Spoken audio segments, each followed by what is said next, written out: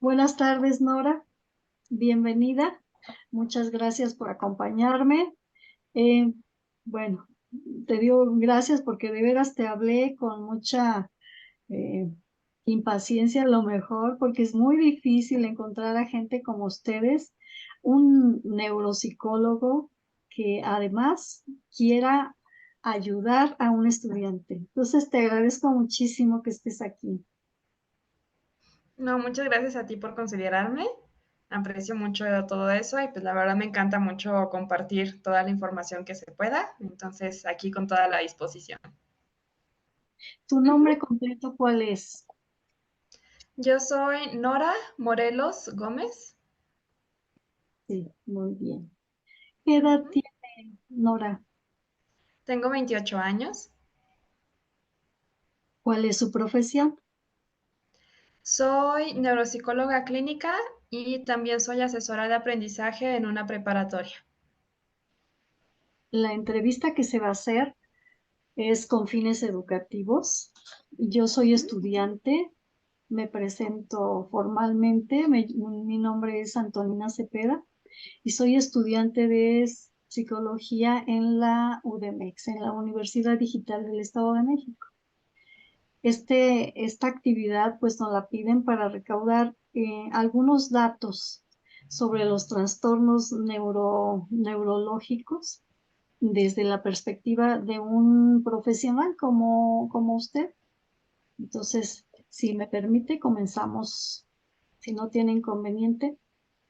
Claro que sí, adelante. Entrevista va a ser grabada, si no tiene usted inconveniente. Y bueno, que será entregado los datos en forma anónima solo a mi asesora. La primera pregunta es, ¿qué es un trastorno neurológico? Ok, un trastorno neurológico, generalmente hablamos de la mayoría de los que afectan directamente a la estructura anatómica del cerebro. Muchas de esas veces son trastornos adquiridos, sobre todo a partir de la edad adulta, pero también los trastornos adquiridos pueden suceder durante la niñez, algunos traumatismos craneoencefálicos o algunas cuestiones que se dan de manera congénita, como son a veces lo que es la epilepsia o algunas anomalías en la cuestión cerebrovascular. Muy bien. ¿Me podría mencionar algunos factores de riesgo que influyen en los trastornos mentales en general? Ok, en general los factores que suelen influir son de diferentes tipos. Vienen desde la cuestión genética, dependiendo de, pues, de toda la línea de sus padres, sus tíos, sus abuelos, sus primos, sus hermanos. Generalmente cuando dentro de la familia existe una persona con una condición neurológica, existe una cierta probabilidad mayor que en el resto de las personas para desarrollar algún trastorno mental. Bien. ¿Qué medidas de prevención se debieran de tomar para evitar la incidencia de estos trastornos? Siempre lo que se recomienda es tener los hábitos más saludables posibles. Hablamos desde cuestiones de alimentación, la cuestión de la higiene del sueño, la higiene también física, la higiene mental, el hecho de tener una mejor regulación de las emociones, el desarrollar habilidades incluso sociales, el tener toda una red de apoyo, eso también ayuda muchísimo, mantener una actividad física y siempre estar al pendiente de las cuestiones médicas que pudiéramos llegar a necesitar. ¿Cómo se puede percatar una persona de que necesita ayuda de un profesional como usted? Bueno, mi profesión es la neuropsicología, entonces generalmente las personas que acuden a un servicio conmigo, cuando son niños o adolescentes, regularmente vienen derivados por parte de la escuela, donde en la escuela se dan cuenta de que a lo mejor en cierta parte del desarrollo de los procesos de aprendizaje o en su desempeño académico se observa que hay alguna dificultad donde no llevan el mismo ritmo que la mayoría. Cuando un paciente llega con algún síntoma de algún trastorno, ¿qué pruebas aplica? generalmente como principio? En población infantil, de las pruebas ya estandarizadas en México, generalmente se utiliza lo que es la ENI, Evaluación Neuropsicológica Infantil, Baneta, que es la batería neuropsicológica de trastornos del aprendizaje, y bueno, también algunas pruebas que son como de cajón independientemente de la edad, porque afortunadamente contamos para todos los rangos de edad, que son las escalas Wechsler. Estas, la mayoría se enfocan en cuestiones de inteligencia. También hay otra prueba Wechsler que se enfoca en aspectos de memoria. Entonces, esas son como las que se suelen utilizar principalmente.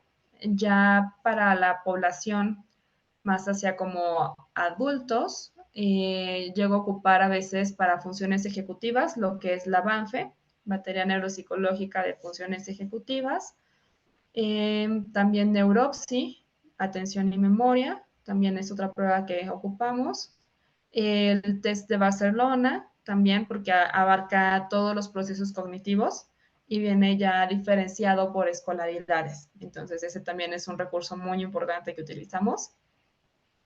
Dentro de las enfermedades neurológicas, vamos a tratar el tema específico de la epilepsia que antes había mencionado.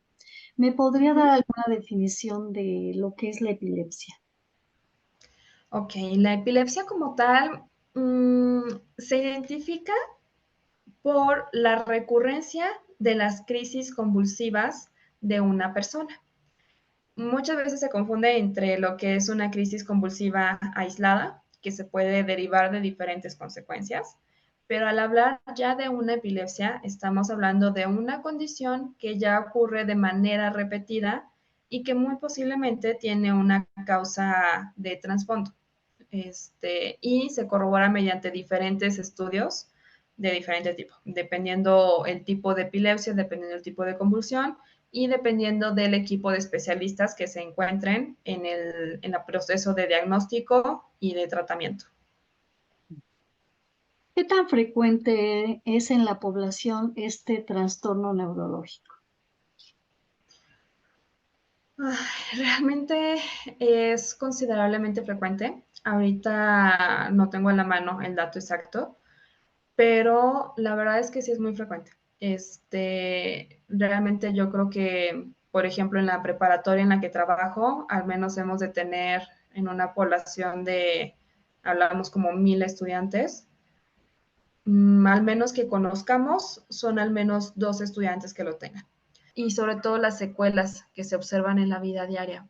Pero generalmente, ya cuando acuden a neuropsicología, los principales síntomas de referencia son, en el caso de población en edades de estudiantil, pues precisamente dificultades en el aprendizaje.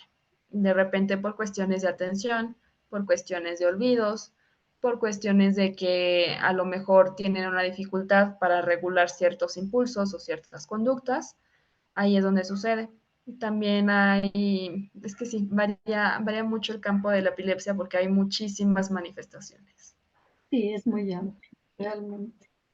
Y hay varios tipos, según he leído un poco. Ujú. Cuando un paciente ya ha sido diagnosticado con algún tipo de epilepsia, ¿cuál es el paso a seguir? Cuando usted ya lo diagnosticó, ¿cuál es el paso a seguir? Cuando ya se establece un diagnóstico, lo primero es la fase de psicoeducación. La psicoeducación es muy importante porque es en el momento en que enseñamos a la persona que presenta epilepsia y a las personas cercanas a ella en qué consiste su epilepsia, en cómo identificar a lo mejor los primeros signos o síntomas de cuando está sucediendo una crisis, algunas sugerencias sobre cómo prevenirla. Vamos a pasar a los trastornos psicológicos, específicamente los causados por la desnutrición. ¿Me Uh -huh. podría mencionar algunas manifestaciones de estos? Bueno, a la mayoría de estos diagnósticos se les conoce como trastornos de la conducta alimentaria, así es como están clasificados actualmente, y los hay de diferentes tipos. Algunos son por una falta de ingesta de alimentos y algunos son por una sobreingesta de alimentos. Entonces, la clasificación como más común suele ser la anorexia, la bulimia y el trastorno por atracón. Se comienza en algunos casos a tener cambios en la tonalidad de piel. Hay personas que incluso desarrollan otras enfermedades por no contar con los nutrientes necesarios. Algunas personas incluso presentan pérdida del cabello. También van de la mano con ciertas afecciones emocionales, generalmente un estado de ánimo bajo o irritabilidad o un llanto sin motivo, suelen ser como ese tipo de síntomas. Estamos casi por terminar, solo nos falta una pregunta. ¿Cuál sería el papel del psicólogo en la prevención de estos trastornos? Su actuar dentro de este acompañamiento. Ay, el papel de psicóloga, la verdad, es muy importante en ambas condiciones. Hablamos desde apoyar a la persona a identificar la situación que está viviendo, a que reconozca lo que está viviendo y hacer un acompañamiento en el proceso de que la persona decida hacer un cambio y mantenga ese cambio para buscar una mejor salud. Y en el campo de la prevención, En el campo de la prevención, creo que el papel del psicólogo siempre está desde, bueno, en general de las personas, siempre está como desde lo que tenemos enfrente, ¿no? Y con nosotros mismos, estar viendo cómo están nuestras emociones, cómo están nuestros hábitos, cómo estamos nosotros mismos. Y de ahí poco a poco ir ampliando nuestro panorama hacia las personas que tenemos a un lado. Incluso en varias ocasiones los psicólogos participamos en muchas campañas de prevención, brindando información por diferentes medios, a veces televisivos, redes sociales o campañas escolares, campañas en el trabajo. La prevención siempre se maneja brindando información. La información es poder y eso es en lo que más podemos ayudar, dando información verídica, confiable y sobre todo acompañada de recursos a los cuales puedan acudir en caso de que estén presentando alguna condición que requiera atención. esa fue nuestra última pregunta. Realmente fue una entrevista corta. Yo creo que, espero que le haya parecido también a usted de esa manera. Para mí fue muy, muy buena. Créame que, bueno, estamos por hacer un trabajo precisamente sobre un paciente con epilepsia. Y esto que Ujú. me comenta me retroalimenta bastante.